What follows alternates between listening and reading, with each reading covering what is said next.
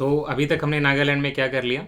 नागालैंड में सबसे पहले हमने यूनिक फीचर्स किए थे कि वहाँ पे क्या स्पेशल है नागालैंड में। वहाँ अमूर फाल्कन का कैपिटल वगैरह सुना था, इंग्लिश ऑफिशियल लैंग्वेज है, स्टेट बर्ड एनिमल ये सारे देख लिए थे। हॉर्नबिल फेस्टिवल के बारे में बस मेंशन किया, आगे पढ़ेंगे आर्ट एंड कल्चर में।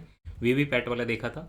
इनर लाइन परमिट, नागालैंड कैसे बना, ओवरऑल उसकी पॉलिटी क्या है नागालैंड की, स्पेशल प्रोविजन क्या है नागालैंड के बारे में हमारे कॉन्स्टिट्यूशन में। और फिर एग्जेम्प्टेड स्टेट है वो 73rd अमेंडमेंट एक्ट से, लेकिन पैसा वाला चीज़ है वो बताया आपको। और बाकी ट्राइबल एरियाज़ वगैरह के बारे में हमने देखा। फिर हम गए मैपिंग पे प्रॉपर, तो वहाँ के हिल्स वगैरह के बारे में देखा। पूर्वांचल हिल आपको कन्फ्यूजन होता होगा कि भाई कैसे है, तो यहाँ से आप सिंपल से विकीपीडिया से डिस्क्रिप्शन देख लीजिए, आपको समझ में आ जाएगा। बहुत सिंपल डिस्क्रिप्शन है और इसमें कोई भी एरर वेरर नहीं है ना। तो चलिए इसी को देख लिया जाए स्लाइड बनाने की जगह। पूर्वांचल रेंज, पूर्वांचल रेंज को ही हम लोग ईस्टर्न माउंटेन्स बोलते हैं, क्योंकि पूर्व का मतलब हुआ ईस्ट और अंचल तो आप जानते हैं माउंटेन। ये सब माउंटेन रेंज, क्योंकि प्रॉपर माउंटेन नहीं है, टूटा फूटा है, छोटा है इसलिए, लेकिन किसका, हिमालयन का ही, हिमालयन रीजन का ही, हिमालयस का ही सब माउंटेन है। तो हिमालय एक प्रॉपर माउंटेन हुआ, उसी का सब माउंटेन है, और ये इंडिया के नॉर्थ ईस्ट में है, साउथ ऑफ ब्रह्मपुत्र वैली। तो जो आप नॉर्थ ईस्ट का ऐसे मैप देखते हो तो आपको पता है कि यहाँ पे ब्रह्मपुत्र फ्लो करती है बीच में, तो इसके साउथ में ये पूरा एरिया में क्या पड़ेगा, पूर्वांचल पड़ेगा। नॉर्थ में तो यहाँ पे अरुणाचल प्रदेश में तो प्रॉपर हिमालयज है, लेकिन साउथ में क्या पड़ेगा, पूर्वांचल पड़ेगा। तो पूर्वांचल आपके जो सब माउंटेन है हिमालय के, वो कहाँ से आएंगे, लगभग देखिए 1 लाख किलोमीटर स्क्वायर का है, और इसमें लगभग 4 मिलियन जो है नागालैंड मणिपुर पॉपुलेशन रहती है ना। कौन कौन से स्टेट आएंगे, नागालैंड, तो ये वाला एरिया आ जाएगा। चलिए दूसरे कलर से इसको देख लेते हैं, है ना। नागालैंड का एरिया आ जाएगा, उसके बाद मणिपुर, मणिपुर का एरिया आ जाएगा, त्रिपुरा, ये जो एरिया देख रहे हैं आप ये त्रिपुरा का है, और मिजोरम का है ना, मिजोरम का एरिया, और Cachar districts along with a fifth of Haflong tehsil of Assam. तो असम का भी थोड़ा सा एरिया जो है इधर का आ जाएगा, राइट, है ना। और बाकी district Tirap and part of Lohit of Arunachal Pradesh. तो अरुणाचल प्रदेश का भी थोड़ा सा इधर वाला जो एरिया है ये आ जाएगा। तो ये पूरा जो आप देख रहे हैं ना, इसी को पूर्वांचल बोलते हैं, समझ गए। अरुणाचल प्रदेश का भी थोड़ा सा एरिया, तो कहें तो आप पूरा ही मतलब एक मेघालय देखिए, इसमें आपने मेघालय नहीं इंक्लूड किया, राइट। तो आपको ये याद रखना है, मेघालय पेनिनसुलर इंडिया का पार्ट है, पेनिनसुलर है वो, हिमालयन नहीं है। इसकी ओरिजिन बहुत पहले हुई है पेनिनसुलर इंडिया के साथ, बीच में बांग्लादेश नीचे चला गया और वो मेघालय जो है राजमहल से अलग हो गया, गारो खासी जांतिया हिल्स, समझ गए। इसीलिए यहाँ मैंने मेघालय नहीं मेंशन किया, और आपको अच्छे से याद रखना है ये सारे बाकी जो हिमालय के ही सब माउंटेन्स हैं पूर्वांचल, और उसमें अरुणाचल प्रदेश का भी थोड़ा सा रीजन आ जाएगा। उसके अलावा नमामि त्रिपुरा करके जो है नागालैंड मणिपुर मिजोरम और त्रिपुरा का थोड़ा सा पार्ट, ये सारे आ जाएंगे यहाँ पे, है ना। तो ये आपको क्लियर हो गया।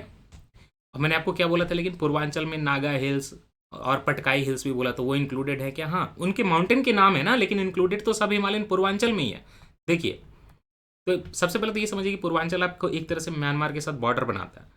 तो Purvanchal includes the hill of the Patkai boom, जो आपको पटकाई बूम यहाँ पे दिखाया था थोड़ी देर पहले मैंने आपको ऐसे, यहाँ वाला एरिया, तो पटकाई बूम इंक्लूडेड है, यस। बराली रेंज यहाँ पे नीचे नागालैंड के साथ, तो बराली रेंज भी इंक्लूडेड है। नागा हिल्स, तो पूरा का पूरा नागा हिल्स यहाँ पे इंक्लूडेड है, राइट। लुसाई हिल्स, ये मैं आपको अलग से पढ़ाऊंगा आगे के नॉर्थ ईस्ट के स्टेट में, चिंता मत करिए। और जाम्पुई हिल्स, ये सारे जो आपके आगे कवर होंगे।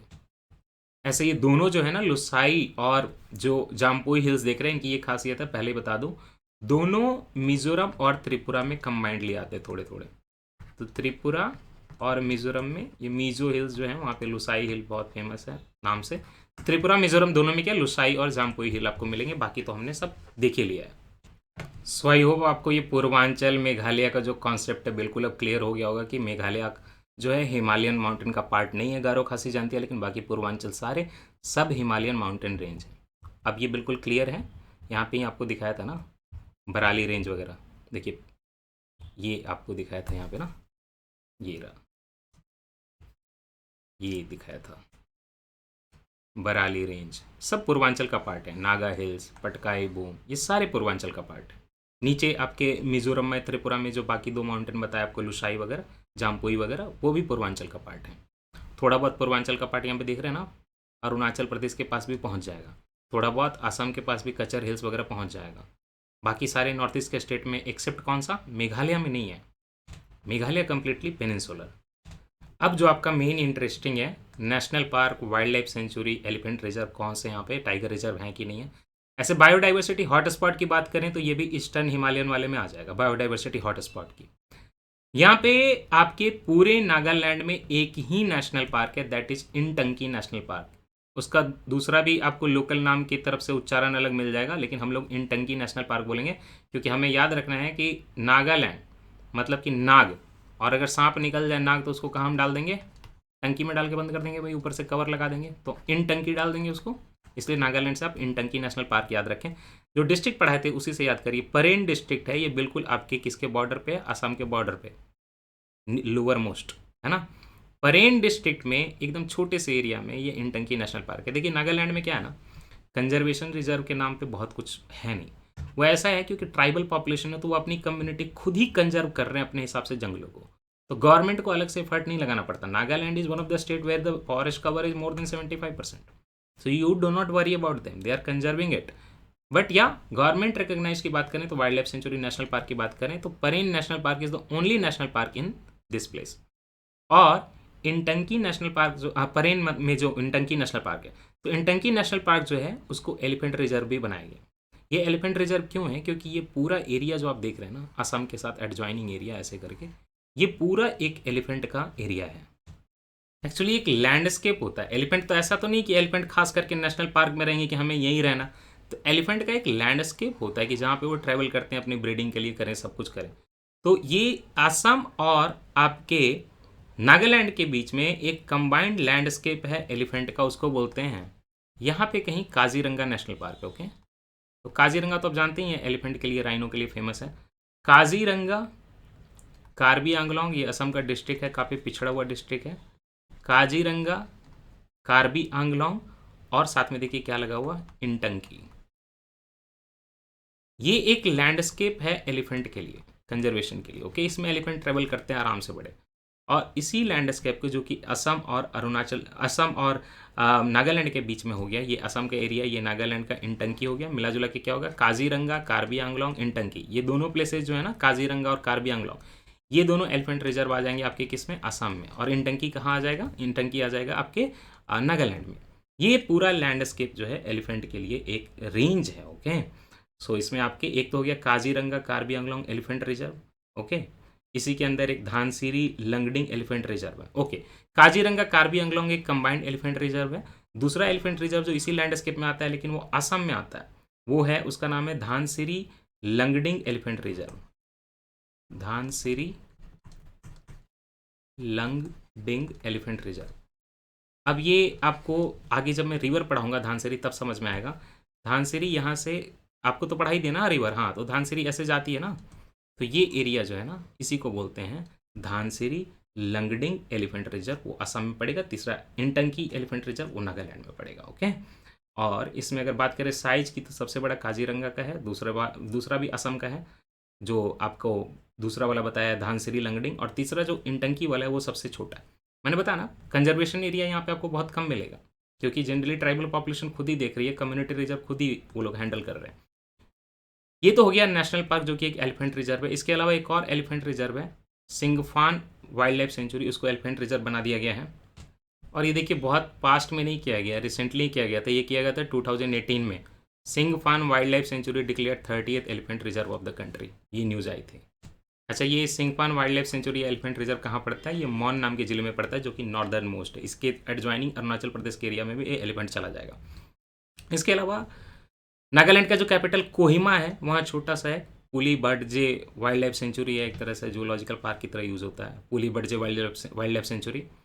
नागालैंड का जो दीमापुर है ना, दीमापुर, जहाँ से मैंने बोला कि रिवर भी फ्लो करती है आपकी थोड़ी देर पहले, धानसिरी ऐसे जाती है ऐसे, वहाँ पे Rangapahar wild life sanctuary है। These are not very important. Okay, Rangapahar wild life sanctuary आप सुन लीजिए, Puliebadze wild life sanctuary सुन लीजिए, लेकिन इंटंकी नेशनल पार्क इंपॉर्टेंट है। In fact Singphan wild life sanctuary important हो गया क्योंकि एलिफेंट रिजर्व है। इसके अलावा ये आपको याद रख लेना अच्छा होगा, ये किफायर नाम का जो डिस्ट्रिक्ट है, जहाँ पे आपका वो सबसे ऊंचा माउंटेन पीक भी था, वहाँ पे क्या नाम था उसका बताइए, सरामती माउंटेन, है ना, सरामती माउंटेन पीक। वहीं पे यहीं पे फकीम वाइल्ड लाइफ सेंचुरी है, और यहाँ पे बहुत ज़्यादा पाया जाता है स्टेट का बर्ड।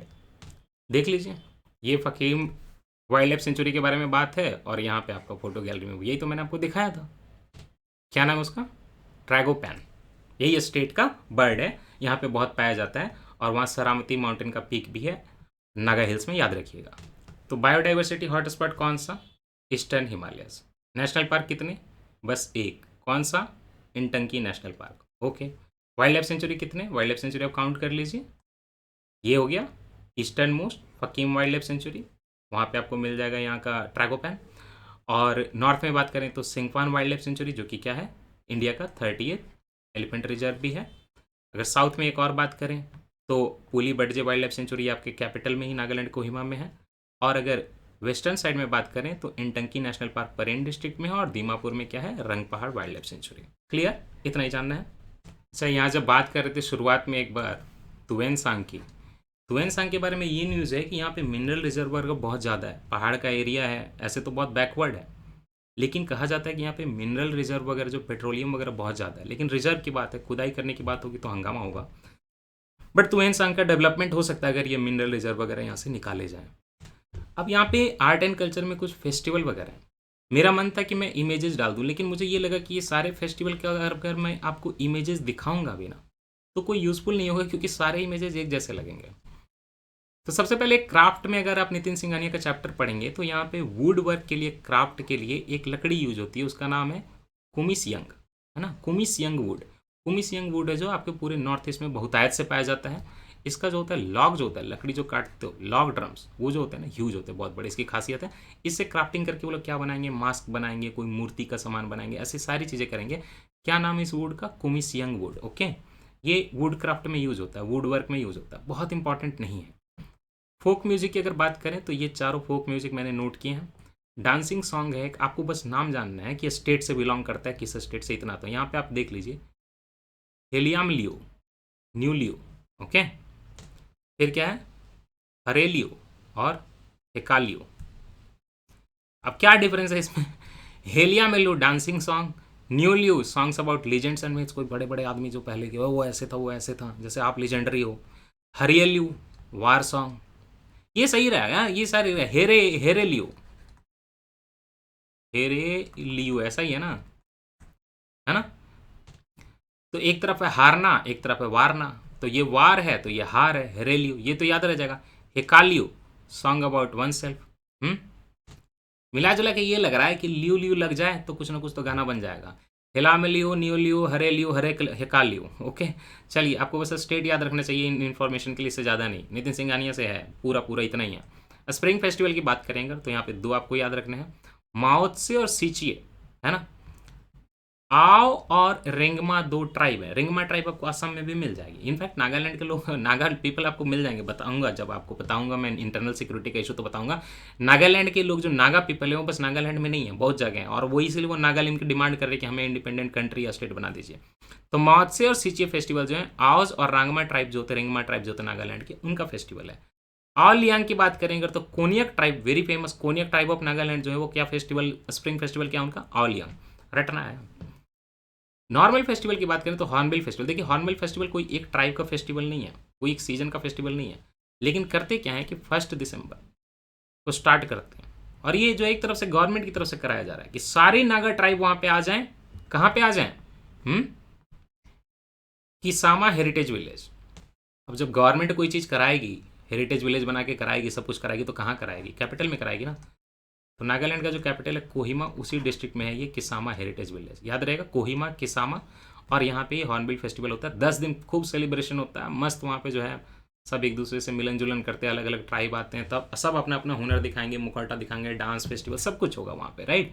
और इसको अटेंड किया था, ये देखिए, मोदी जी ने अटेंड किया था, तब से जो है फेस्टिवल का और ज़्यादा हाईलाइट हो गया, देख रहे हैं ना। तो हॉर्नबिल फेस्टिवल ये है। अच्छा, हॉर्नबिल क्यों नाम पड़ा है? क्योंकि अब ऑब्वियसली ये एरिया में हॉर्नबिल की जो है बहुत ज़्यादा इमेज अच्छी है। अरुणाचल प्रदेश तो कुछ ज़्यादा ही कंजर्व करता है, बाकी नागालैंड में भी हॉर्नबिल की जो है बहुत एक इमेज है, उनके हेरिटेज से रिलेटेड है, और ये बर्ड वहाँ पे है, अच्छा माना जाता है। तो ये तो हो गया हॉर्नबिल जो गवर्नमेंट कराती है, लेकिन कुछ और तो होगा।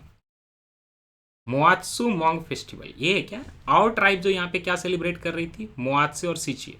वहीं पे देखिए आओ ट्राइब जो उसी से मिलता जुला, वो क्या था, मोआत्से था। अच्छा, उसी का डिस्क्रिप्शन है, तो मोआत्सु मोंग फेस्टिवल, यहाँ भी मोआत्से था, वही वाला है।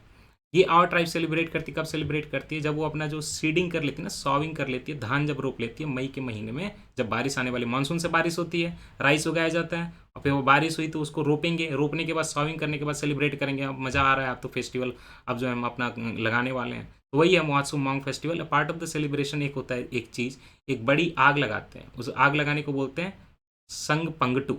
संग पंगटू में संग संग रहेंगे जो है, और वीमेन और मेन उसके अराउंड संग संग बैठ जाएंगे, आग लगा के बीच में, फायर सब तरफ है, जल रही है, और वो जो है उसके अराउंड जो डांस वांस करेंगे, सेलिब्रेट करेंगे, उनका है। यमसे फेस्टिवल हार्वेस्ट फेस्टिवल है, मतलब पूरा जो है खेती हो गई, पहले मोआत्सु कर लिया, अब हम क्या करेंगे, यमसे करेंगे, और ये इसको सेलिब्रेट करती है पोचुरू ट्राइब में। ओके, इसमें वो लोग एक चीज़ पवित्र मानते हैं कि फ्रॉग को जो है पकड़ना नहीं है। ऐसे वो लोग जो जनरली आप जानते हैं कि उस एरिया में बहुत कुछ खाया जाता है, लेकिन फ्रॉग इस टाइम पे यमसे फेस्टिवल के दौरान नहीं पकड़ा जाएगा, और इसको सितंबर में सेलिब्रेट किया जाता है। एक है, इसका मैंने 1 मिनट सीरीज भी बना था, सेक्रेनिये फेस्टिवल। सेक्रेनिये फेस्टिवल सेलिब्रेट किया जाता है फरवरी के महीने में, और इसको सेलिब्रेट करती है नागालैंड की अंगामी ट्राइब। तो ट्राइब आप सुन रहे हैं ना, इतना ही आता है यूपीएससी में, ट्राइब के नाम ही आएंगे, इससे ज़्यादा नहीं आने वाला। अंगामी ट्राइब सेलिब्रेट करते। अभी तक कितना ट्राइब आपने सुना? कोन्याक सुन लिया, अंगामी सुन लिया, आओ सुन लिया, है ना, रेंगमा सुन लिया, पोचूरी सुन लिया, इससे ज़्यादा जानने की जरूरत नहीं है।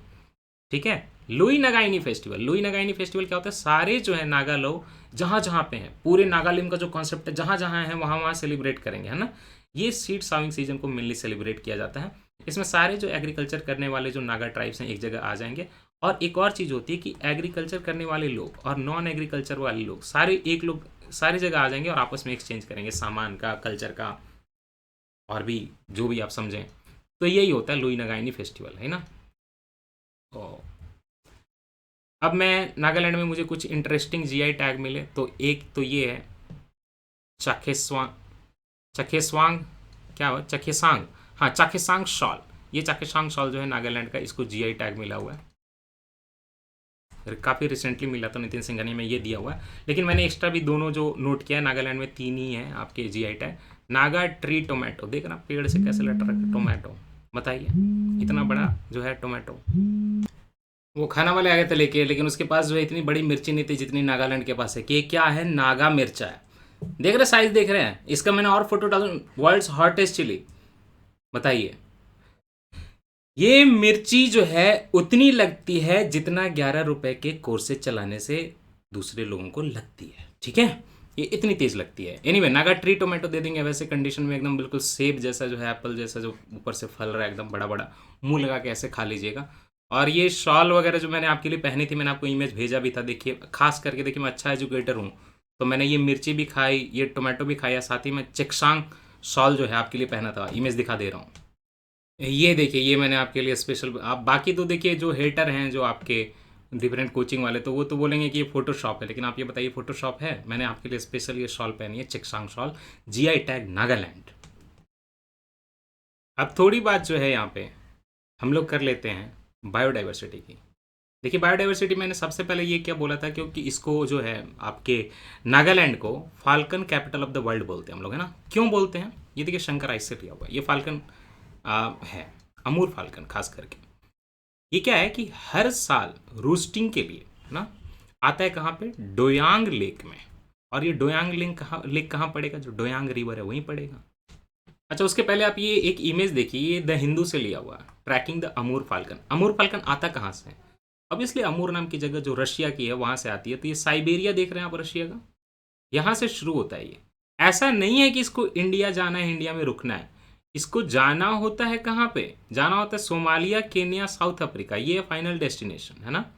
अक्टूबर में एवरी ईयर, क्योंकि यहाँ पे इतनी ज़्यादा ठंड हो जाती है कि वो सह नहीं पाते, तो उससे क्या करते हैं, तो थोड़ी जो कम ठंडी जगह है वहाँ जाते हैं, है ना। तो ये जाते हैं कहाँ पे? सोमालिया, केन्या और साउथ अफ्रीका। आप भी सोमालिया जाएंगे? लुट के आएंगे, मत जाइएगा। तो सोमालिया, केन्या, साउथ अफ्रीका जाते हैं, ओके। लेकिन रास्ते में देखिए कहाँ से रास्ता गुजर रहा है, इंडिया के नॉर्थ ईस्ट से। और वहीं पे वो रोस्टिंग करते हैं बड़े आराम से। रोस्टिंग मतलब कोई बर्ड का ब्रीडिंग नहीं है, रोस्टिंग मतलब बर्ड का जो रेस्टिंग प्लेस हो, जहाँ पे वो सेफली आराम से रह सके। तो अक्टूबर में हर साल huge number of Amur falcons arrive in North East India from Siberia and route to what? South Africa, Somalia और केन्या नाम की जगह में। And these birds are one of the longest migration routes of 20,000 kilometre के आसपास ये travel करते हैं हर साल, है ना। और ब्रीडिंग कहाँ होती है? रोस्टिंग तो इंडिया में कर, ब्रीडिंग कहाँ कर रहे लोग?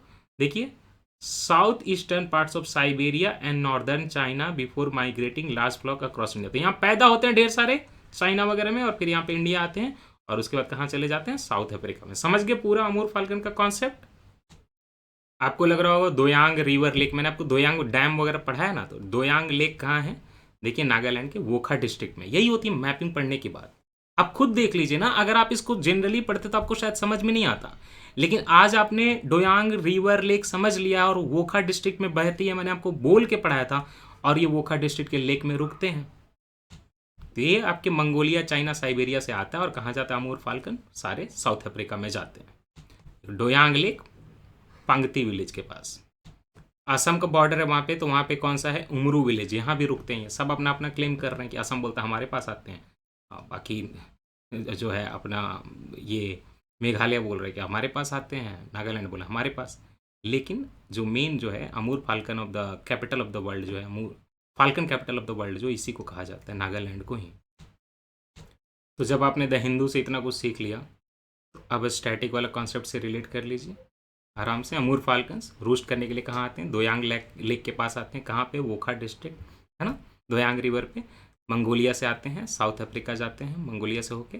मंगोलिया और वही एरिया जो है पूरा साइबेरिया का area. Amur falcons are the longest travelling raptors. कितना? 20,000 किलोमीटर साल में। और यही जो पांगटी विलेज जो है नागालैंड का, जो आपके इस लेक के पास है, दोयांग लेक के पास से, उसको अमूर फाल्कन का कैपिटल बोला जाता है वर्ल्ड में, है ना। 1 million birds can be seen in just 30 minutes. 10 lakh Amur falcon 30 minute में। पहले जो नागा ट्राइब इनको पकड़ पकड़ के मार देती थी खाने पीने के लिए, धीरे धीरे रोका गया है। तो Naga tribesman use to hunt thousands of Amur falcons for meat. But last year campaign चलाई गई वाइल्ड लाइफ एक्टिविस्ट के द्वारा, कि बोला कि मत मारिए, पक्षी हैं, किसका बुरा कर रहे हैं, उड़ के जा रहे हैं आराम करने, वहाँ पे ब्रीडिंग करके आए, छोटे छोटे बच्चे आए हैं। Not a single bird has been hunted in that area, जब से जो है उनको प्रोटेक्ट किया गया। खैर अगर आईयूसीएन की बात करें तो अब 10 मिलियन 30 मिनट अगर जैसी कंडीशन है, तो ऐसे तो ये लीस्ट कंसर्न में आते हैं ना, आईयूसीएन के हिसाब से लीस्ट कंसर्न में आते हैं। लेकिन वाइल्ड लाइफ प्रोटेक्शन एक्ट के हिसाब से 1972 में देखिए शेड्यूल 1 में नहीं मार सकते। साथ ही साथ क्यों है शेड्यूल 1 में? इंडिया जो है सिग्नेटरी है कन्वेंशन ऑन माइग्रेटरी स्पेसीज का। ये माइग्रेटरी स्पेसीज होगी, एक जगह से दूसरी जगह जा रहा है, इंडिया उसका सिग्नेटरी है, और सीएमएस की लिस्ट में ये बर्ड आता है। बस इंडिया को प्रोटेक्शन प्रोवाइड करना पड़ेगा, मैंडेटरी है, क्योंकि इंडिया ने साइन किया हुआ है सीएमएस। तो वाइल्ड लाइफ प्रोटेक्शन एक्ट में कहाँ इसको प्रोटेक्ट करेंगे? 1 में। नागा ट्राइब्समैन को हम लोग बोलेंगे कि नहीं मत मारिए, तो इसी तरह से इसकी कंजर्वेशन की गई है। और कोई एनिमल है इंपॉर्टेंट? कैप्ट लंगूर। ये देख रहे हैं आप इसके कैपिंग टाइप की, ये कैप्ट लंगूर आईयूसीएन के हिसाब से वल्नरेबल है। और अगर बात करें मैपिंग की, तो बांग्लादेश, भूटान, मतलब कि ये आपका सिक्किम हो गया, इसके बाद ये भूटान हो गया, है ना, ये आपका नॉर्थ ईस्ट हो गया इंडिया का, और बीच में यह बांग्लादेश हो गया। तो ये आपको कैप्ट लंगूर कहाँ मिलेगा बताइए? ये बांग्लादेश में मिलेगा, यस। भूटान में मिलेगा, ये वाला एरिया भूटान में भी मिलेगा, यस।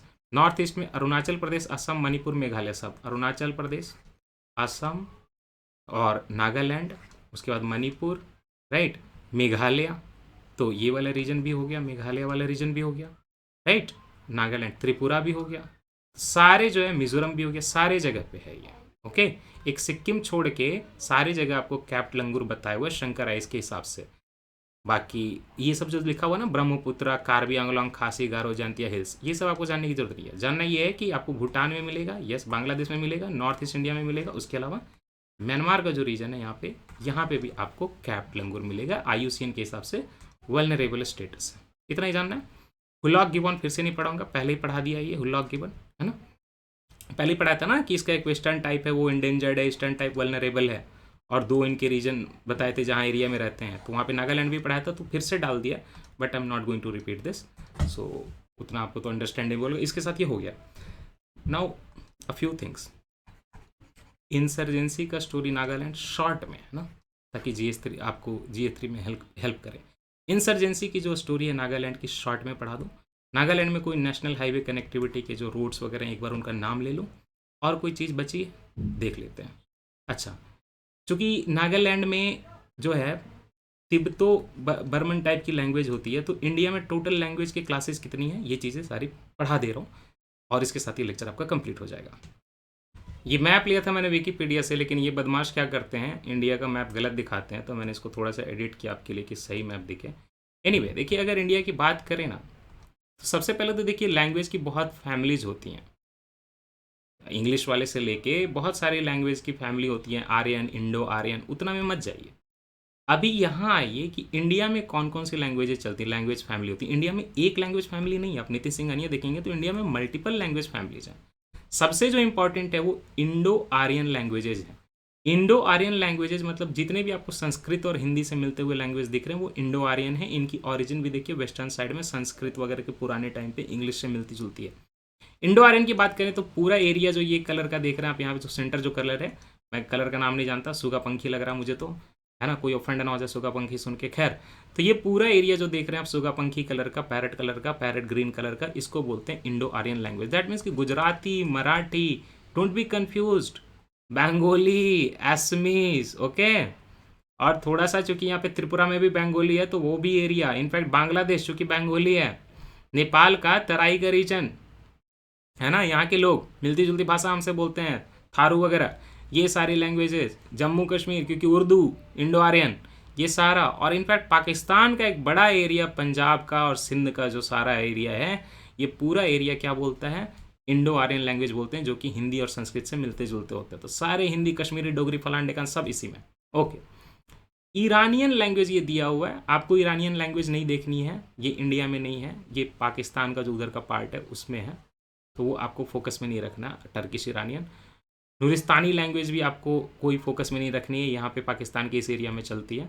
द्रविडियन लैंग्वेजेस तो तमिल, तेलुगु, मलयालम, कन्नड़, लेकिन मैप में आप कुछ देख सक रहे हैं, मैप में एक यहाँ का एरिया देखिए, ये भी द्रविडियन लैंग्वेज है। बलोचिस्तान की जो लैंग्वेज है उसको भी द्रविडियन लैंग्वेज में माना जाता है, ये पूरा एरिया। लेकिन can you see the map of Sri Lanka, हाँ, Tamil community, right, Tamil community is speaking which language, Dravid language, right? Tamil language. But can you see the other part of the Sri Lankan map? Can you notice? ये भी Indo Aryan language है। क्यों? सिन्हला, ये भी Indo Aryan language है। तो ये हो गया, द्रविडियन लैंग्वेज हो गया। ऑस्ट्रो एशियाटिक लैंग्वेज क्या है, इंडिया की कुछ ट्राइब्स जो है झारखंड वगैरह में ऑस्ट्रो एशियाटिक लैंग्वेज बोलती है। थोड़ा बहुत आपको गुंडवाना रीजन में भी मिल जाए, ये जो देख रहे हैं आप, ठीक है। अब चाहे द्रविडियन आपको भी ट्राइबल एरिया में द्रविडियन थोड़ा बहुत दिखेगा, देख रहे हैं आप, ये मध्य प्रदेश, छत्तीसगढ़, झारखंड के एरिया में। लेकिन ट्राइबल एरिया में आपको एक और लैंग्वेज दिखेगी, ऑस्ट्रो एशियाटिक लैंग्वेज। ये जो डार्क वाला ये देख रहे हैं, क्या सा कलर है ये, बैजंती, हाँ बैजंती। तो ये देखिए थोड़ा सा गोंडवाना एरिया में, मध्य प्रदेश के एरिया में देख रहे हैं, हल्का फुल्का इस एरिया में, मतलब ये क्या होगा, उड़ीसा का लास्ट एरिया, झारखंड में है, राइट, बंगाल का थोड़ा सा एरिया में। कई ट्राइब जो हैं हमारे एरिया में ये लैंग्वेज यूज़ करती है। लेकिन साथ ही साथ ये लैंग्वेज जो है मेघालय, असम के एक छोटे से एरिया में भी यूज होती है। You got it, this is Austro Asiatic. Now why I included the language chapter here, somehow मुझे तो नॉलेज देनी थी, लेकिन मैंने यहाँ पे क्यों इंक्लूड किया भाई, अकेजन क्या था, अकेजन ये है, see this thing, this entire thing आप देख रहे हैं, ये पूरा एरिया तिब्बत से बॉर्डर कर रहा है, राइट, ये पूरा एरिया बर्मा से बॉर्डर कर रहा है, बर्मा इज म्यांमार, है ना। कि पूरे रीजन में इंडिया के बॉर्डर में जो लैंग्वेज चलती है ना, यहाँ से लेके देखिए, इनफैक्ट लद्दाख के एरिया से लेके, बुद्धिस्ट एरिया से लेके, उत्तराखंड में भी कुछ है ना, हिमाचल प्रदेश का भी कुछ, हालांकि हिमाचल प्रदेश में तो पंजाबी हिंदी चलती है, बट खैर, इधर से लेके नेपाल का पहाड़ी एरिया, राइट, सिक्किम, है ना, भूटान का एक major area, Arunachal Pradesh almost entirely, Nagaland, Manipur, Mizoram almost entirely, Tripura थोड़ा छोड़ के, क्यों, क्योंकि त्रिपुरा में बंगाली बहुत चलती है, तभी तो आपके बंगाली चीफ मिनिस्टर है। खैर, और मेघालय का भी एक बड़ा सा एरिया, ये सारी लैंग्वेज क्या है, तिब्बतो बर्मन लैंग्वेज। तिब्बत, ये वाला एरिया तिब्बत है, ये बर्मा है, मतलब तिब्बत पे चाइना ने कब्जा कर लिया, लेकिन है तो तिब्बत ही ना हमारे हिसाब से, और ये म्यांमार है जो कि बर्मा है। तो ये सारे बॉर्डर के लोग जो देखेंगे कि उनकी जो बोलने चालने के तरीके जो मिलते जुलते हैं, तो तिब्बतो बर्मन लैंग्वेज का फैमिली का, दैट मीन्स कि नागालैंड में जो जनरली लैंग्वेजेज हैं वो तिब्बतो बर्मन लैंग्वेज से बिलोंग करते फैमिली से, अरुणाचल प्रदेश में सेम हो गया, मणिपुर में सेम हो गया, मिजो में सेम हो गया, थोड़ा बहुत मेघालय में भी हो गया। बाकी मेघालय में क्या बोलते हैं बताइए, ये वाली देखिए ना, ऑस्ट्रो एशियाटिक लैंग्वेज, कुड़ुक वगैरह जो लैंग्वेज है, कुरुक वगैरह, अच्छा श्योर नहीं हूँ, कुरुक देख लीजिएगा। और ये क्या है, कुछ अनक्लासिफाइड लैंग्वेज हैं, जैसे कि आपके यहाँ पे जो पाकिस्तान ने ऑक्यूपाई कर लिया हमारा, एरिया, तो यहाँ पे कुछ अनक्लासिफाइड लैंग्वेजेज हैं, कुछ आपको लद्दाख वगैरह में भी दिख जाएंगी थोड़ी बहुत, तो वो जानने की जरूरत नहीं है। तो ये थी आपकी लैंग्वेज की नॉलेज इंडिया के हिसाब से। अब चलते देखते हैं इंसर्जेंसी नागालैंड। सबसे पहले कि हम एथनिक कन्फ्लिक्ट समझे, इंसर्जेंसी समझे नागालैंड के, सबसे पहले ये समझना होगा कि ये नागा लोग जो है रहते कहाँ हैं, एग्जैक्टली लोकेशन क्या है। देखिए बस ये इंडिया में नहीं है, नागा एथनिसिटी जो है डिवाइडेड है। ये एरिया देख रहे हैं आप, ये तो इंडिया में पड़ेगा, राइट, ये थोड़ा म्यांमार में पड़ेगा। तो पहले तो यही दिक्कत आ गई कि दो कंट्री में पड़ गया है ना, ये सबसे बड़ा इशू है। ऐसे कोई एक कम्युनिटी, आप ये भी बताइए कि मिडिल ईस्ट में लड़ाई जब चल रही थी इराक वगैरह की, सीरिया में, तो कमेंट करके बताइए टर्की, सीरिया, इराक सबको मिला के एक कम्युनिटी बनाना चाह रही थी, देश गोला सा, उसकी कम्युनिटी की एथनिसिटी के बारे में बताइए मुझे। तो जो नागाज हैं, एक तो म्यांमार इंडिया दोनों के बीच में है ना, जो ट्राई जंक्शन हो गया आपके, इंडिया यहाँ पे वेस्ट में पड़ जाएगी, है ना, इंडिया यहाँ पे ऐसे वेस्ट में पड़ जाएगी, साउथ में पड़ जाएगी, और north and Myanmar on the east, India on the west and south, north and Myanmar किस साइड में पड़ जाएगा, ईस्ट में पड़ जाएगा। खैर ये जानने की जरूरत नहीं थी। तो इंसर्जेंसी की बात जो है कहाँ से आती है, सबसे पहले बात आती है यहाँ से 1946 से, आज़ादी के थोड़ा पहले ही जब विचार होने लगा कि नागालैंड इंडिया में आएगा, वहीं से 1946 में क्या होता है, सबसे पहले बनता है नागा नेशनल काउंसिल। क्या बना इसका नाम, एनएनसी, और इसके लीडर कौन थे, फिजो। अच्छा सा था, गवर्नर ऑफ असम के साथ उन्होंने साइन किया, क्यों, क्योंकि वहाँ पे रूलिंग किसकी चल रही थी, गवर्नर ऑफ असम के थ्रू ही चल रही थी उस टाइम पे। साइन हुआ, सब कुछ एग्रीमेंट हुए, नागा को राइट मिलेंगे अपने लैंड पे, लेजिस्लेटिव और एग्जीक्यूटिव पावर मिलेंगे, सब कुछ ठीक। नागा के जो कोर्ट्स होते हैं उनको एम्पावर किया गया, और ये बोला गया कि प्रोविंशियल या सेंट्रल लेजिस्लेटिव से कोई भी लॉ बनेगी वहाँ पे इफेक्ट नहीं लेगी, लोकल जो लॉ है वही चलेगा। यहाँ पे एक इशू ये आ गया, the governor of the Assam as the agent of the government of India will have a special responsibility for a period of 10 years to ensure that due advance of this agreement to be extended for a further period, a new agreement regarding the future of the Naga people to be arrived है। मतलब 10 साल के लिए कर रहे हैं, बाद में हम नया एग्रीमेंट लाएंगे। ये जो क्लॉज था, इनसे इनको दिक्कत हो गई। यहीं पे वो बोलने लगे, नागा का कहना था ये कि इसका इंटरप्रिटेशन ये है, to Nagas this clause meant independence from India at the end of the 10 year period. 10 साल बाद नया एग्रीमेंट आएगा, मतलब है कि हम इंडिपेंडेंट होंगे, है ना। और इंडिया गवर्नमेंट का ऑब्वियसली बोलेगी कि नहीं भाई, न्यू पीरियड का मतलब है कि हम जो अभी वाला जो चला रहे हैं सिस्टम, उससे कुछ और लेकर आएंगे। और ये देखिए कि 1947 14 अगस्त को जब उन्होंने देखा कि इंडिया इंडिपेंडेंट हो जाएगी तो हमें तो साथ जाना पड़ेगा, 14 अगस्त को जो है Naga national council under the leadership of Phizo declare कर देती कि हम तो इंडिपेंडेंट हो गए। और सारे जितने नागा ट्राइब थे सब तक ये खबर पहुंचा दी, ये खबर छपवा दो अखबार में कि हम तो हो गए इंडिपेंडेंट आज सरकार में। फाइनली रहते तो इंडिया में, ये कर कुछ नहीं पाते। 1951 में क्या करते हैं, प्लेबिसाइट ऑर्गेनाइज कर लेते हैं खुद ही से। फाइनली लड़ाई वड़ाई होती है 1956 में, लड़ाई जो है सलट भी जाती है ना, और अच्छे से जो हैंडल किया जाता है इस चीज़ को। तो इसी दौरान क्या होता है कि जो आपका नागा नेशनल काउंसिल, तो उसने तो काइंड ऑफ हार मान ली, लेकिन हर जगह कुछ लोग बहुत रेडिकल होते हैं, बहुत उपद्रवी होते हैं, तो उन्होंने क्या बना दिया, देखिए उन्होंने बना दिया गवर्नमेंट ऑफ नागालैंड, बना दिया एक अलग से फेडरल गवर्नमेंट ऑफ नागालैंड, है ना। और उनकी जो अंडरग्राउंड नागा आर्मी भी क्रिएट हो गई। और जब इंडिया पकड़ने जाते हैं, म्यांमार में घुस जाए, जंगलों में पकड़ ही नहीं पाए। अब यहीं पे कई सारे रिबेल ग्रुप धीरे धीरे बने। नागा नेशनल काउंसिल तो आपने पढ़ लिया, है ना, ये पॉलिटिकल था ऑर्गेनाइजेशन, नागा नेशनल काउंसिल 1940 से अर्ली 1950 तक, है ना। उसके बाद वो सेपरेटिस्ट बन गया रेडिकल लोगों के, और उसके लीडर कौन हुआ, अंगामी जापू फिजो। ओके, दूसरा नागा नेशनल काउंसिल एडिनो का, सब अपने अपने नाम से चला रहे हैं, है ना। और now led by the daughter of Naga rebel aged Phizo. इसमें ये जो नाम देख रहे हैं आप, ये बहुत इंपॉर्टेंट है, national socialist council of Nagaland, national socialist council of Nagaland, NSCN। इसको लीड कर रहे थे कौन, इसाक और मुईवाह, इसाक मुईवाह, है ना, IM बोल देते हैं इसको शॉर्ट में, national socialist council of Nagaland, Isak Muivah. ये बना था 1980s में, राइट। इसको दो लोगों ने बनाया था, एक तो इसाक ने, दूसरा मुईवा ने। और साथ ही साथ एक और इंसान थे, इसाक मुईवा का नाम आता है, दूसरा नाम था खापलांग। और ये क्या इस्टेब्लिश करना चाहते थे, ग्रेटर नागालैंड। ग्रेटर नागालैंड को बोल रहे हैं नागालिम, मतलब जितने भी नागालैंड के लोग हैं, नागा लोग हैं, सारे लोग। और ये एक जगह नहीं है, हाँ, ये उधर भी है, म्यांमार में भी, इंडिया में भी, कई स्टेट में। आप देखना चाहेंगे कहाँ उनका इमेज बनता है कि क्या बनाना है उनको। देखिए उनको ये बनाने की इच्छा है। उनका कहना है कि ये तो नागालैंड वाला है, इससे काम नहीं चलेगा। हम नागालैंड के लोग क्या बनाएंगे, हम इतना बड़ा एरिया बनाएंगे जिसका नाम देंगे नागालिम, ग्रेटर नागालैंड। आप इसमें देखिए म्यांमार इंक्लूड हो रहा है, ये जो एरिया आप देख रहे हैं पूरा, है ना। उतना ही नहीं है, मणिपुर इंक्लूड हो रहा पूरा, थोड़ा बहुत शायद मिजोरम भी इंक्लूड हो रहा है, आसाम इंक्लूड हो रहा है, अरुणाचल प्रदेश इंक्लूड हो रहा है। तो ऐसी इच्छाएं कि ये पूरा बनाएंगे तो बनेगा क्या, नहीं बनेगा ऑब्वियसली। या तो फिर है कि सारे लोगों को माइग्रेट करके आप एक जगह लेके जाइए फिर। खैर ये एनएससीएन हो गया। उसके अलावा देखिए national socialist council of Nagaland, ये भी एनएससीएन दिख रहा है आपको, इसको लीड कर रहे खापलांग। तो अब दो यहां पे नाम फेमस हो जाएंगे, एक एनएससीएन के खापलांग वाला और एक एनएससीएन वो इसाक मुइवा वाला। बाकी नागा फेडरल गवर्नमेंट, नागा जो फेडरल आर्मी है वो सब पे मत जाइए। उससे पहले कि आगे बढ़ें, आप ये इमेज देखिए, ये मेरे सिर के ऊपर जो देख रहे हैं आप, ये खापलांग है। इनकी मृत्यु हो गई 2017 में। एसएस खापलांग, है ना। एसएस खापलांग देखिए आए थे बर्मा से, म्यांमार से, लीड कर रहे थे कि हम नागालैंड बनाएंगे, बर्मीज लीडर।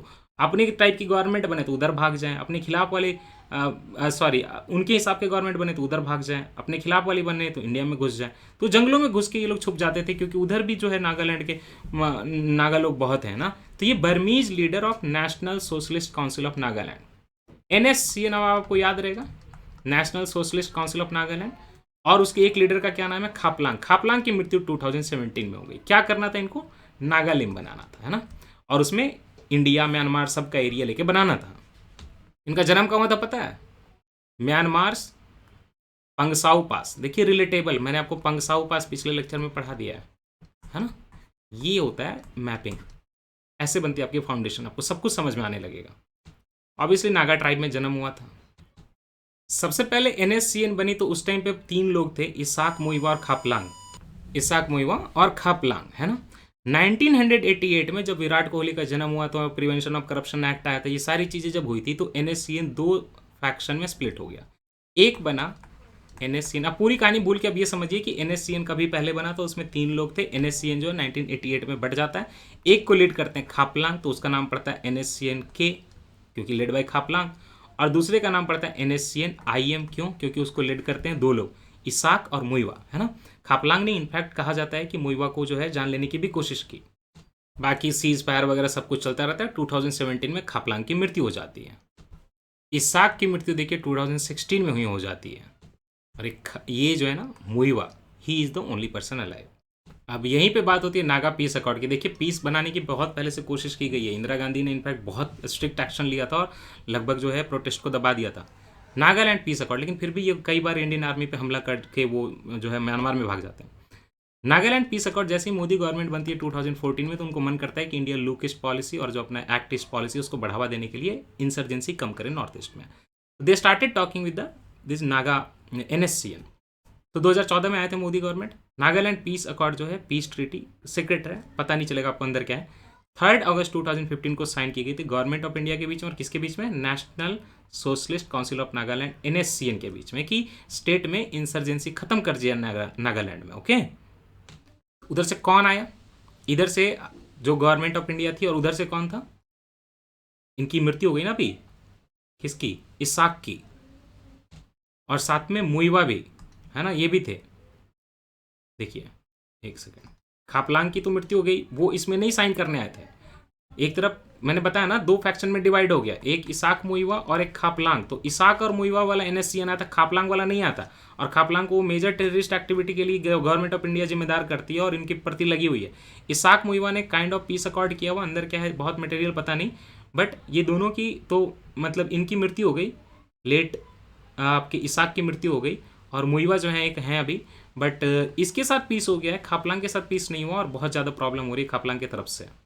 हालांकि मुइवा की भी देखिए, इनकी भी एज काफ़ी हो गई, 1934 में जन्म हुआ था, बट एनीवे। तो अब आप कंडीशन क्या समझे, 1988 में एनएससीएन दो पार्ट में बन गया, एक इसाक मुइवा का, दो लोगों का, दूसरा किसका, खापलांग का, है ना। खापलांग वाले के साथ इंडियन गवर्नमेंट का अभी तक पीस नहीं हो पाया। इसाक मुइवा के साथ 2015 में पीस अकॉर्ड हुआ और फिर आगे आगे बात चल रही है अभी, बाकी खापलांग की भी मृत्यु हो चुकी है, लेकिन फैक्शन बहुत बड़ा टेररिस्ट ऑर्गेनाइजेशन है। उसी को वो जो है ट्रेल करते हुए म्यांमार में गए थे ना, जो लोगों के वो मतलब क्या बोलते हैं उसको, दूसरे के बॉर्डर में घुस के मारने को क्या बोलते हैं उसको, सर्जिकल स्ट्राइक। इसाक मुइवा की बात करें तो इसाक की जो है डेथ हो चुकी है, और मुइवा जो है अभी 1934 से ही इज अलाइव, एंड इसके साथ जो है हमारा ऑलमोस्ट पीस हो चुका है। अंदर क्या है वो बाहर नहीं आया है। और this is entire thing about Nagaland insurgency. Map वगैरह आपको दिखाई दिया। Battle of Kohima is very famous, इसके बारे में आप जानते हैं? बैटल ऑफ कोहिमा क्या होता है, जापान जब आ रहा था और वो चाह रहा था कि इंडिया पे कब्जा कर ले, तो उसका ब्रिटिश से मुकाबला हुआ। तो जो आपके नागालैंड के लोग थे, तो नागा पीपल, सम पीपल वे are on the Japanese side, some people were on the Indian side, लेकिन लड़ाई भयंकर हुई थी। बैटल ऑफ कोहिमा और साथ ही साथ बैटल ऑफ इम्फाल भी उसी से कंबाइंड है, मणिपुर में इम्फाल। तो इम्फाल की लड़ाई और कोहिमा की लड़ाई बहुत फेमस है ना। और इनफैक्ट ब्रिटेन ने इसको जो है, लोगों ने वहाँ पे पोल कंडक्ट हुआ 2013 में ब्रिटेन में, और ब्रिटिश नेशनल म्यूजियम जो है उन्होंने वोट किया कि मतलब ब्रिटिश नेशनल म्यूजियम में वोटिंग करवाई थी, पोलिंग करवाई थी कि भाई क्या इसको हिस्टोरिकल जो है वार माना जाए। Battles of Imphal and Kohima as Britain's greatest battle माना गया, पता है। यहाँ पे लड़ाई हुई थी, देखिए the battle took place in 3 stages, 3 stage में लड़ाई हुई थी। 4 अप्रैल से लेकर 22 जून 1944 तक, कोहिमा के अराउंड, है ना, यही जो नागालैंड का कैपिटल है। तो बैटल ऑफ कोहिमा बहुत फेमस है, इसमें काफ़ी इंडियन लोग मारे गए थे। जापान जो ट्राई कर रहा था कोहिमा रिज को पूरा कैप्चर करने का, और उसके बाद चाह रहा था कि पूरा ब्रह्मपुत्र वैली में जाए, है ना, सब जब इंडिया पे कब्जा कर ले। लेकिन किसी तरह फाइट हुई जो है, दोनों साइड से हुई। पहले इन्होंने थोड़ा सा मतलब जो ब्रिटिश आर्मी थी थोड़ा पीछे हटी, फिर आगे गई। इसको हम लोग क्या बोलते हैं, स्टालिनग्राड ऑफ ईस्ट नाम की लड़ाई भी कहते हैं। और यहाँ पे जापानीज लोग को फाइनली जो है हरा दिया गया था, और वहाँ से रिकवरी नहीं हो रहा, इंडिया नहीं आ पाया। नहीं तो कुछ टाइम के लिए हो सकता है, या अगर वर्ल्ड वार जीत जाते तो हमेशा के लिए हम लोग जो है जापान के कहीं गुलाम हो जाते। अब ये तो सब्जेक्टिव है, हम तो ऐसे भी गुलाम ही थे ब्रिटिश का, क्या कहें। जब नागालैंड की बात है तो रानी गैडनलियो की नाम, का नाम क्यों नहीं है, देखिए इनका जन्म हुआ था 1915 में और इनकी डेथ हुई थी 1993 में। लेकिन इनकी लाइफ का एक बहुत बड़ा पार्ट जो है जेल में बीता। देखिए इनके नाम पे 100 रुपीज़ का एक अलग से सम्मान के लिए ये भी बनाया गया था, है ना, टिकट। ओके, रानी गैडिनलियो, ये ब्रिटिश के खिलाफ इन्होंने रिवोल्ट किया था नागालैंड में। एट 13 की एज में एक वहाँ पे कल्चरल मूवमेंट चल रहा था, रिलीजियस मूवमेंट, जिसका नाम था हेराका। एक कल्ट था ये ना, हेराका रिलीजियस कल्ट, उसको इन्होंने ज्वाइन कर लिया। और ये था मूवमेंट उनके ही कजिन हाइपू जादोनांग का, हाइपाओ जादोनांग का मूवमेंट था, हेराका कल्ट, उसको इन्होंने ज्वाइन कर लिया। और यहाँ पे जाके जो है वो रिवोल्ट करने लगते हैं ब्रिटिश के खिलाफ। और ये उस एरिया में नागालैंड, मणिपुर जो कुछ बटा हुआ नहीं था, तो मणिपुर से जो उनको एक्सपेल करना था, पूरे नागा एरिया से एक्सपेल करना था, किसको, ब्रिटिश को। फाइनली इनको 1932 में अरेस्ट कर लिया जाता है 16 की एज में, और लाइफ इम्प्रिजनमेंट दे दी जाती है ब्रिटिश द्वारा। आप सोचिए कि जवाहरलाल नेहरू जो उनको शिलोंग में मीट करते 1937 में और बोलते हैं कि उनको रिलीज करवाएंगे। 1937 में जेल कब हुई, 1932 में, 16 की एज में। 5 साल बाद जवाहरलाल नेहरू मिलते हैं उनसे और बोलते हैं कि हम आपको रिलीज करवा के रहेंगे। और उनको रानी का टाइटल दिया, क्वीन का टाइटल दिया, किसने, नेहरू जी ने दिया था। और पॉपुलैरिटी उनकी क्या हो गई, रानी गैडनलियो। एक्चुअली ये लोग जो गॉडेस की पूजा करते थे ना, है ना, इनफैक्ट इनको रानी गैडनलियो को जो है ना एक गॉडेस का इनकारनेशन माना जाने लगा। उनका भी नाम देखिए मिलता जुलता है, चेराचमांड निलियो, डिफिकल्ट टू प्रोनाउंस। तो नेहरू जी ने नाम दे दिया, रानी आ गया ना, तो रानी गैडनलियो बन गई। और फाइनली बताइए कि शिलोंग के जेल में मिले जवाहरलाल नेहरू। इनको जेल हुई थी कब, 1932 में, 16 की एज में। फिर बाद में 1937 में शिलोंग के जेल में मिले जवाहरलाल नेहरू, तो प्रॉमिस किया। फाइनली जब इंडिया इंडिपेंडेंस हुआ 1947 में, तब जाके जो है इनको वहाँ से रिलीज किया गया जेल से, पद्म भूषण मिला है ना। बाद में मोदी जी ने भी इस चीज़ को हाईलाइट किया एंड सब कुछ किया। तो अब जो लोग हैं अच्छे से जानते हैं। ये इन्फॉर्मेशन एक स्पेक्ट्रम से ली गई थी, क्योंकि ये आपकी हिस्ट्री का इंपॉर्टेंट पार्ट है। उधर जो टेक्स्ट है मैं आपको यहाँ पे करा दूंगा, ताकि आपको फिर वहाँ पे थोड़ा हाफ रिवीजन यहीं पे हो जाए आपका। जो टेक्स्ट है, मणिपुर और नागालैंड में जो है ब्रिटिश के खिलाफ मूवमेंट हुआ था, तो वहाँ पे नाम आया था 13 की एज में रानी गैडनलियो का, है ना। नागा स्पिरिचुअल लीडर थी, हेराका कल्ट को फॉलो करती थी। कौन से उनके कजिन थे, सारे देखिए विकिपीडिया और स्पेक्ट्रम में एक ही चीज़ है, हाइपो जादोनांग, है ना। और मणिपुर उस टाइम पे पूरा प्रॉपर डिवाइडेड नहीं था, तो मणिपुर में जन्म हुआ था, लेकिन वो नागा ही थी, है ना। और फॉरेन रूल के खिलाफ उन्होंने रिवोल्ट कर दिया, बोला कि हम लोग फ्री पीपल हैं, जंगलों में रहने वाले हैं, white man should not come here, है ना। She urged the people not to pay taxes, बोला कि टैक्स मत दीजिए, ब्रिटिश के लिए वर्क मत करिए, है ना। और बोला कि फ्रीडम स्ट्रगल करिए in the tradition establish by the freedom struggle in rest of India. तो कहीं ना कहीं नेहरू जी लोग बोल रहे हैं जो फ्रीडम, उसी तरह हमें भी फ्रीडम मिलनी चाहिए, हम भी करेंगे। साथ ही साथ रिफॉर्मिस्ट रिलीजियस मूवमेंट भी चला रही थी, तो वो तुरंत पॉलिटिकल हो गया मूवमेंट, क्योंकि फॉलोवर बढ़ गए थे कम एज में, 13 की एज में। तो ब्रिटिश अथॉरिटी पकड़ के सबसे पहले क्या किया, उनके जो कजिन थे ना, जिन्होंने ये कल्ट चलाया था, हेराका कल्ट, हाइपू जादोनांग, उसको पकड़ के फांसी लगा दी। बोला कि ट्रीजन, देशद्रोह किया। कब? 1931 में। और 1932 में जो है फाइनली इनको जंगलों से पकड़ लिया एंड लाइफ इम्प्रिजनमेंट दे दी। 1937 में नेहरू जी मिले, 1946 में जो है government of India setup, interim government ने इनको रिलीज कर दिया था तूरा जेल से 1946 में। तूरा कहाँ है? तूरा जेल मेघालय में, तूरा हिल है एक्चुअली, है ना, तूरा नाम की जगह है, तो मेघालय में है। इसीलिए जवाहरलाल नेहरू उनसे शिलोंग के में मिलते हैं ना, वहीं पे है एक्चुअली। ठीक है। अच्छा, ये जाबो सिस्टम ऑफ राइस कल्टीवेशन आपको जान लेना चाहिए कि नागालैंड में की जाती है। ये देख रहे हैं कैसे पानी भरा जा रहा है, जाबो सिस्टम। जाबो एक सेल्फ ऑर्गेनाइजिंग मेथड है, पानी ऐसे ऐसे करके ना यहाँ जमा होता जाएगा, इनंडेशन होता जाएगा। और वेट राइस वाला कल्चर है, जैसे आपतानी का नहीं था, उसी टाइप का एक है वाटर कंजर्वेशन का मेथड राइस उगाने के लिए। नागालैंड के किक्रोमा नाम के विलेज में ये सेंचुरी जगह इवॉल्व हुआ था, है ना। इससे जो क्या आएगा कि देखिए स्टेयर केस फार्मिंग जैसा ही है, ऐसे पानी जैसे आया, फिर उसको ऐसे थोड़ा रोक दिया, तो एक तरह से पानी बढ़ाते रहिए और फाइनली जो है आप पानी बचा के उसमें राइस लगाते रहिए। और राइस के लिए तो कमर भर पानी चाहिए, तभी मजा आएगा, मछली को भी निकलेगी उसमें से। ये जाबो system of rice cultivation Nagaland की हेरिटेज है। इनफैक्ट जाबो का मतलब ही होता है इम्पाउंडिंग ऑफ वाटर, पानी भर देना, जाबो। अच्छा, और एक फेस्टिवल का नाम याद रख लीजिए, बस और कुछ नहीं चाहिए आपको, जेलियांग फेस्टिवल। देखिए ट्रेडिशनल जो नागा फेस्टिवल होते हैं उनमें जनरली आपके मेल को ही मौका मिलता है, और लाइट चलेगी, जनरली मेल को ही मौका मिलता है नाचने गाने का, लेकिन जिलियांग फेस्टिवल में वीमेन भी पार्टिसिपेट कर सकती हैं। अब हालांकि ऐसा कुछ नहीं है, सारे फेस्टिवल में पार्टिसिपेट कर ही लेते हैं। जिलियांग फेस्टिवल में क्या करते हैं, झूमर होता है, ऐसे गोल गोल होता है, मेल फीमेल बैठ जाते हैं ऐसे ऐसे, जैसे है ना हमारे गांव में जैसे आपकी शादी में झूमर करा देंगे, हम लोग बिहार में रहेंगे तो सब अपना पैर इधर उधर करेंगे और झूमते झूमते जो है गाना गाएंगे। इसी को बोला जाता है जेलियांग फेस्टिवल। तो ये भी नागालैंड से एसोसिएटेड है, याद रखिएगा। इसी के साथ ये लेक्चर समाप्त होता है, अगले में मिलेंगे तो we will go to Manipur. Thank you so much, अपना ध्यान रखिए, ख्याल रखिए, पढ़ते रहिए। Take care, tata, bye bye.